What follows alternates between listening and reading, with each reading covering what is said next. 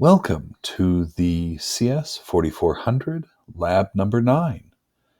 Today we're going to run through a few programs, the source code for which was provided by the lab instructions. We'll start with the h1.c. Let's go ahead and take a look at that first. It's a fairly simple program. Starts by printing out a prompt, then performing a scanf to receive an integer as prompted for, and then printing that integer once it's done. Let's go ahead and build this program. So we'll do GCC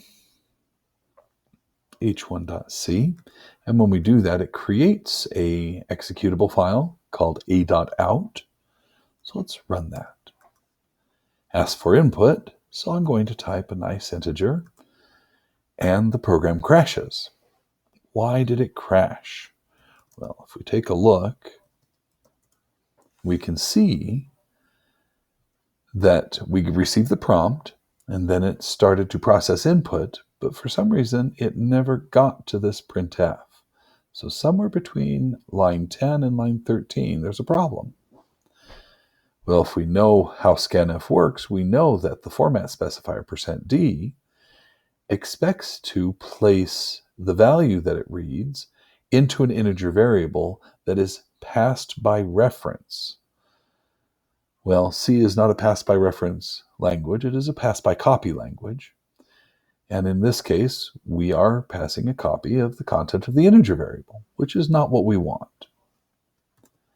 We can actually see GCC complain about this if we add the $WALL option. And when we run GCC with that, then we see the warnings that would have protected us from our problem. Specifically, this %d format specifier expects an integer pointer, but argument 2 is type integer. So let's change that. I'm going to go ahead and edit h1.c, and instead of just simply passing a copy of the integer variable, I'm going to pass it a reference to the integer variable. We'll save this, build it, and we will run the a.out. It prompts us for an integer, so I'm going to type my integer, press enter, and it is successful.